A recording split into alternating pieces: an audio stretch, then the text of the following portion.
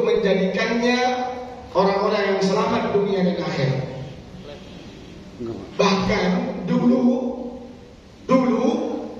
para sahabat itu kalau ketemu, dia tidak akan berpisah sebelum membaca surah ini, meskipun tidak ada perintah dari Nabi. Ini juga mengajarkan kepada kita bahwa tidak selalu yang tidak diperintahkan oleh Nabi itu terlarang untuk kita lakukan, selama hal yang kita kerjakan itu tidak bertentangan langsung dengan hadis Nabi Muhammad SAW dan ayat-ayat Al-Quran.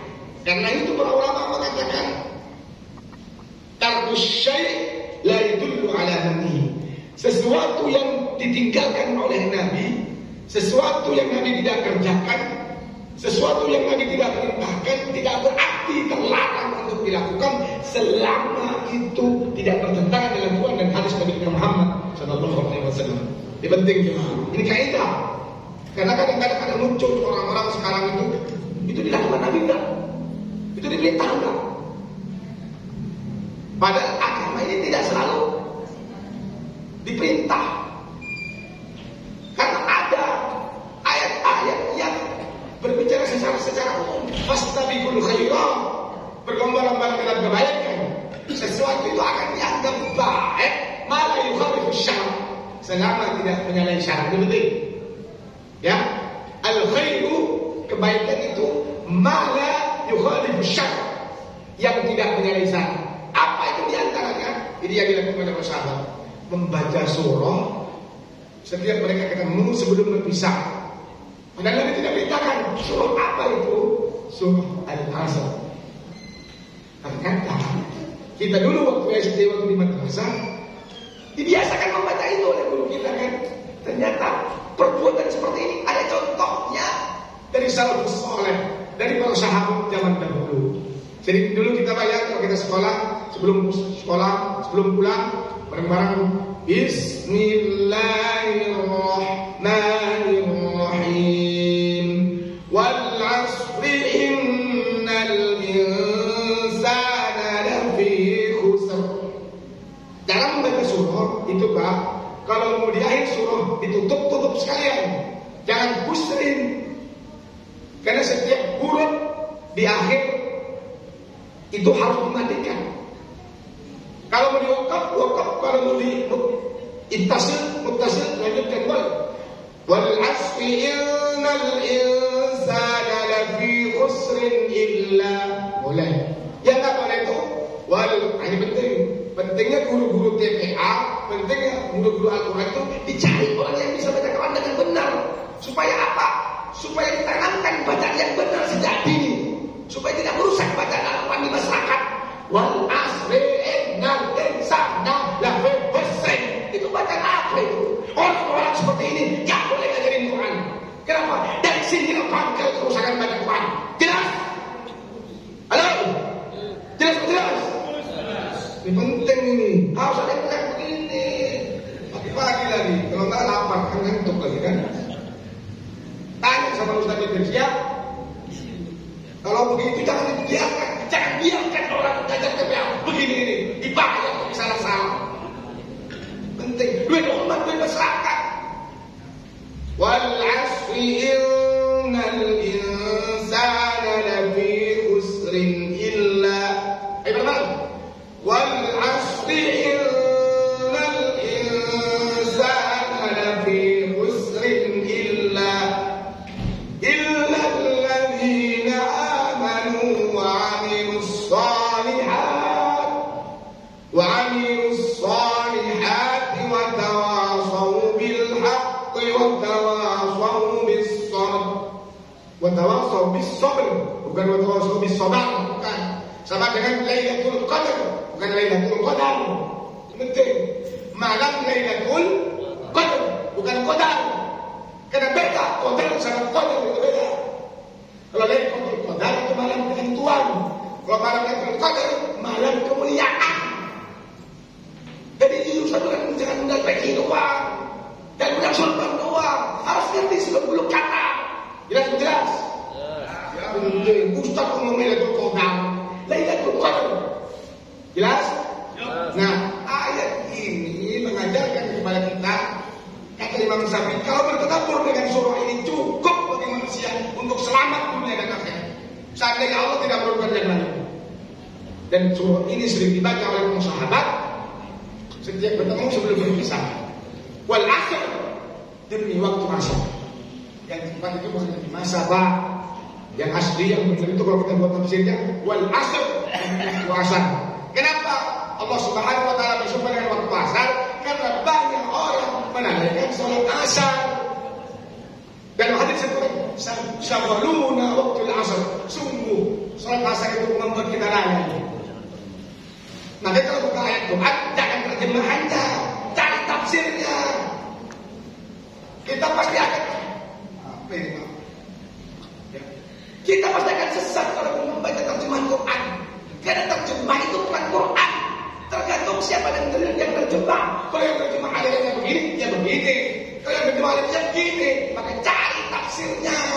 Jelas nih. Ini satu tafsir dari sini. Ini ceramah ini khusus saja dari sini. Ya jelas semuanya. Ya, wal asr, demi waktu asar. Karena seringkali kita kalau sholat asar itu malas, sibuk, entar aja tadi perjalanan dia lewat. Maka Allah ingatkan wal asr, demi waktu asar. Innal insana lafi khusr. Sesungguhnya manusia itu secara umum menyeluruh dalam keadaan merugi. Illa kecuali. Ayat ini, surah ini menjelaskan manusia itu pada umumnya rugi, ya, bangkrut, nggak ada untung-untungnya. Illa kecuali 4 hal. Allah yang pertama, illal ladzina amanu. Kecuali orang-orang yang beriman. Alhamdulillah, kita sudah beriman. Ingat, iman ini adalah apa? Syartul liqabulil a'mal. Syarat diterimanya amal.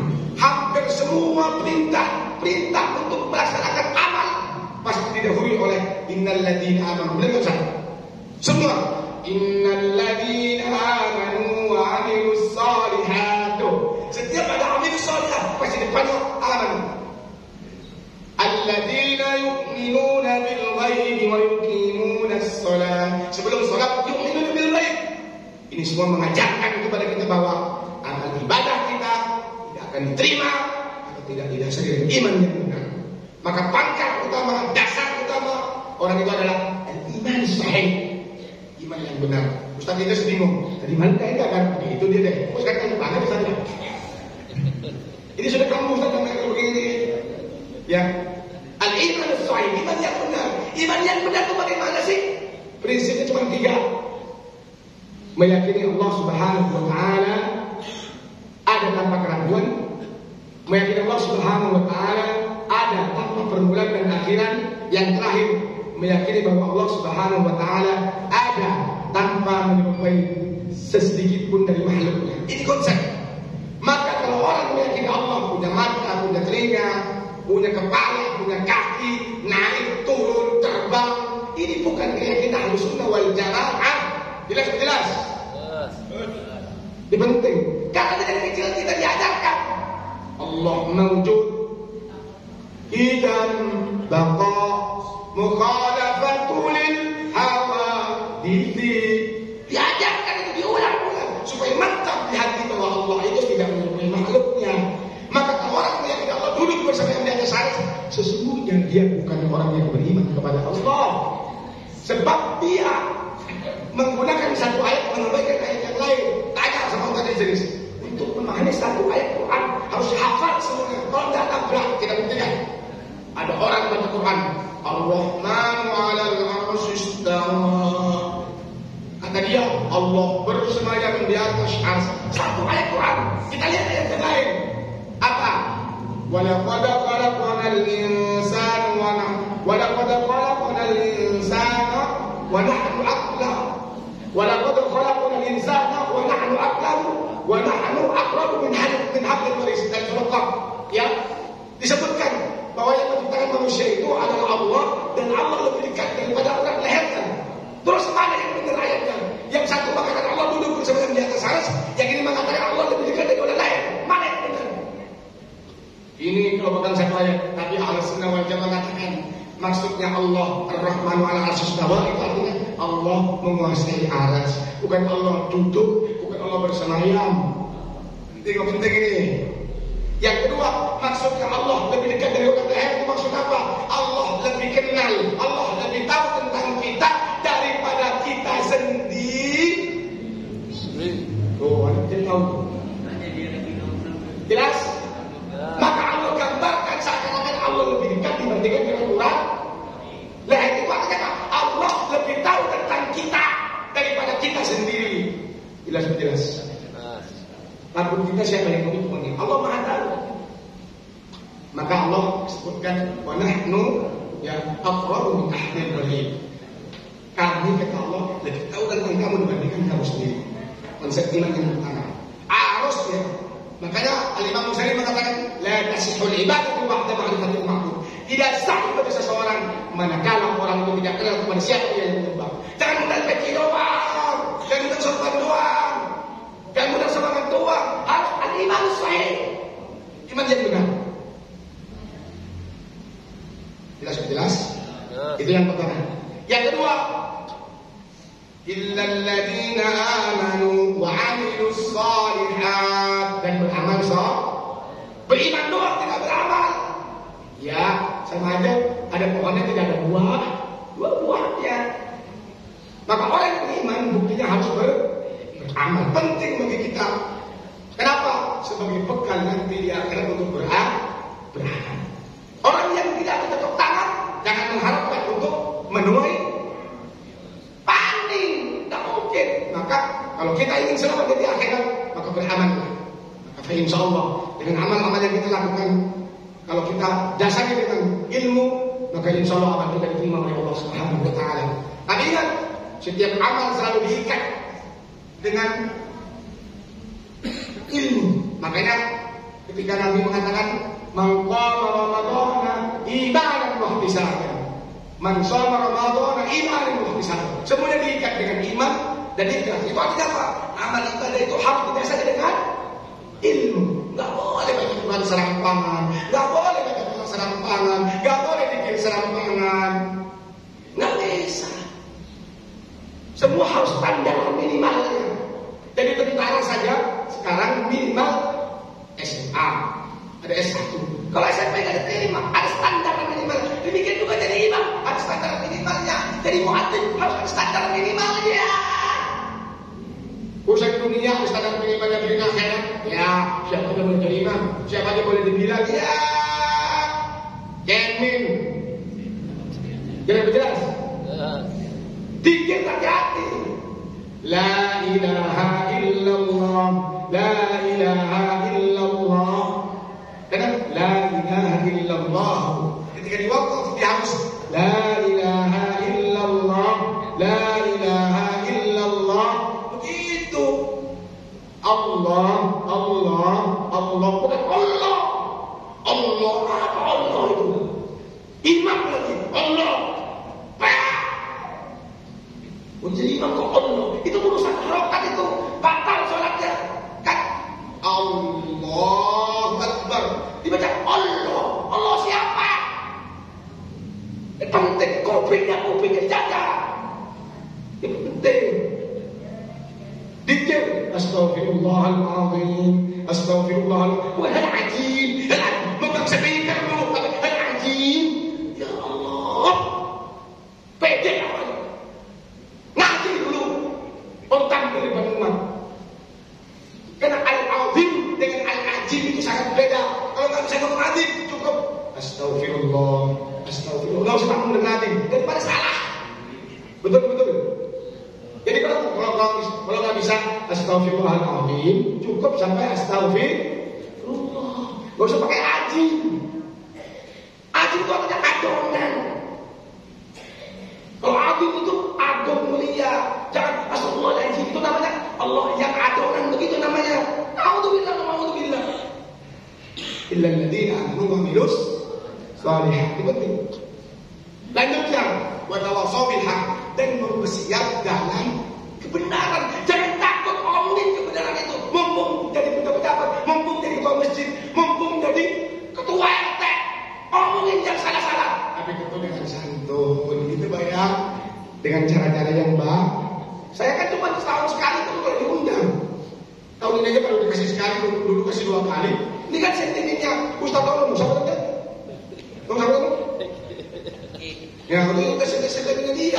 Dulu saya kasih 2, sisa 1 nggak apa-apa. Tapi harus ngomong, jangan salah saya tetap santun dan baik. Jangan dibiarkan karena memelihara kesalahan itu semua kena dosa. Kalau nggak tahu dia, makanya ditanya sama jadi kira-kira itu khotibnya benar nggak? Kira-kira itu bacaan bilanya benar nggak? Tanya sama ustaz yang tahu. Ya, makanya kata Nabi, hatta kita ta'imuna al-dzikril fajir udkuruhu kayuhatimun. Sampai kapan kamu mau menyebutkan kesalahan orang lain? Siapapun tokoh besar kalau salah harus disebut. Tapi pelan-pelan. Kalau ada tokoh besar punya kesalahan harus disebut. Kenapa? Sebab kalau nggak disebut nanti menyesatkan umat. Dia itu penyakitnya begini. Jangan diikutin, harus ngomong itu. Oh nanti orang ikut semua. Kayak sekarang tuh ada orang udah lebaran ini bulan Allah kan goblok juga. Ya kan masa lebaran bulan ini bulan Allah, parahnya piang kali ya. Udah jelas-jelas Allah tidak berubah makhluknya. Mana dari bulan Allah. Ini orang tak pakai ilmu. Sebagian orang mengatakan, saya setiap awal Ramadan kan pernah menunggu Ru'yatul Hilal. Bila senjata, sholat dua rakaat minta petunjuk sama Allah. PA lo. Nabi jadi lu gak pernah begitu. Emang ada yang lebih dari Nabi? Nabi Muhammad kan Rasulullah. Apa aja diberitahu oleh Allah. Dan memang saya melakukan Ru'yatul Hilal. Lah sekarang mau yang insan-insan penting. Jangan takut mengatakan PA yang begitu dengan PA dia. Bilang masa lebaran ilmu Allah kan kurang ajar tuh bang. Itu mesti yang menjadi kerangkeng yang begitu. Dan jadi penyakit di umat itu betul. Iya itu. Wadawasau bil haq. Katakan saling berwasiat dalam kebenaran. Kalau benar sampaikan lebih pelan-pelan. Saya sampaikan kasar pun boleh. Suatu ketika dulu terakhir bang. Dulu itu Umar bin Khattab ceramah di depan umat. Begini. Ya apa namanya? Ayyuhan nisa ala tuqalu fil mahar. Wahai wanita-wanita, jangan sampai kalian berlebihan dalam mengambil mahar. Barang siapa yang mengambil mahar lebih dari mahar yang diberikan oleh Nabi kepada istri-istrinya akan saya ambil dan saya taruh di baitul mal. Turun dari mimbar, ditegur sama perempuan bang. Amirul Mukminin, saya ikut antum apa ikut Quran? Memang kenapa saya? Di Quran diperintahkan boleh perempuan itu minta mahar sebesar-besarnya. Ini ayat yang dibaca. Akhirnya, oh iya saya salah. Naik lagi ke atas mimbar. Kemudian dia mengatakan, ayyuhan nisa, Umar telah salah. Perempuan ini benar. Maka silakan kalian minta mahar yang sebesar-besarnya. Maka para minta mahar mahal-mahal pak.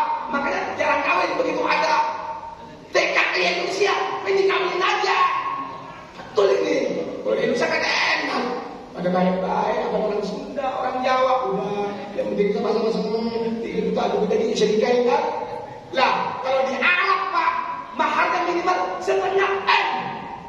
Bener, serius ini. Makanya kenapa banyak TKI, TKW itu dikerjain sama si rambut itu rambut keribu itu pak. Alhamdulillah. Kita yang rambut keribu aja sampai sini pancung apa? Begitu pak. Kenapa? Karena mahal di tanah. Karena perintah Quran itu, tapi manusia kan enggak. Orang baik-baik, ya udah. Ustaz Idris yang penting punya hafal Quran lah bapak. Maka kita biayain gitu pak. Anak, alhamdulillah.